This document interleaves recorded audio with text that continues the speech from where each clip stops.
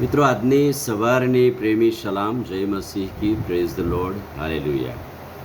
ગઈકાલે આપણે જીવન અને મરણની વાસ્તવિકતા અને ક્ષણભંગુરતા વિશે જોયું હતું કે જીવન એક વાસ્તવિક છે, જીવન એક ક્ષણભંગુર પણ છે, થોડીવાર માટેનું પણ છે.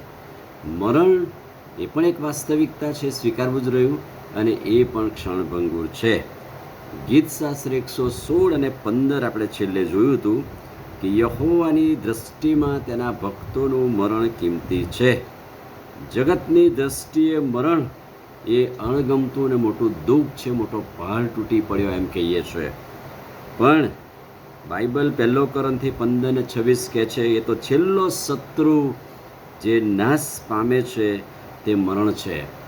ત્યાર પછીનું જે જીવન અનંતકાલિક જીવન છે એની વાત છે. ગીતશાસ્ત્ર 116:15 કહે છે, જેને આપણે દુઃખ કહીએ છીએ તેને દેવે મૂલ્યવાન ગણ્યું છે. મરણને મોટું દુઃખ ગણીએ છીએ જગતની દ્રષ્ટિએ, પણ દેવે તેને મૂલ્યવાન ગણ્યું કે યહોવાની દ્રષ્ટિમાં તેના ભક્તોનું મરણ કિંમતી છે. તેના ભક્તોનું મરણ કિંમતી છે. મરણ તો દરરોજના બહુ થાય છે, પણ બધાના મરણ કિંમતી હોતા નથી.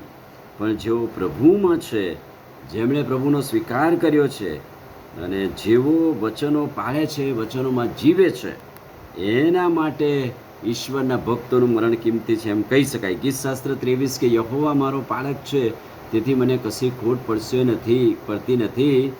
મરણ છાયાની ખીણમાં થઈને ચાલું તોય હું બીતો નથી. ઈશ્વરના ઘર સુધી લઈ જશે એવી મને ખાતરી છે. એને ઈશ્વરનો ભક્ત કહેવાય, અને એના માટે આ વચન કહેવાય કે ઈશ્વરના ભક્તોનું મરણ કિંમતી છે. ગીતશાસ્ત્ર 116:3 ગીત કરતાં શું કહે છે? મરણની જાળમાં હું ફસાઈ ગયો હતો, મને સંકટ અને શોક આવી પડ્યા હતા. ત્યારે મેં યહોવાને વિનંતી કરી અને તેણે મને બચાવ્યો. એટલે કે આ ઈશ્વરનો ભક્ત છે કે જ્યારે પ્રભુને વિનંતી કરે ત્યારે પ્રભુ એને બચાવે છે. ઈશ્વરના ભક્તો કોને કહી શકાય? અહીંયા એમ કહે છે કે યહોવાની દ્રષ્ટિમાં તેના ભક્તોનું મરણ કિંમતી. તો ભક્તો કોને કહેવાય? જેણે પ્રભુનું નામ જાણ્યું છે. રોમન 10:13 મુજબ જે કોઈ પ્રભુનું નામ લેશે તે ઉદ્ધાર પામશે. એટલે કે જેણે પ્રભુનું નામ જાણ્યું છે તેને ભક્ત કહેવાય. જેણે ઈશ્વર પર ભરોસો કર્યો છે તે. ગીતશાસ્ત્ર 116:10 મને વિશ્વાસ છે માટે હું આમ બોલું છું. એટલે કે જેણે પ્રભુ પર ખરેખર પૂરો ભરોસો અને વિશ્વાસ કર્યો છે એના મરણને કિંમતી મરણ પ્રભુ કહે છે.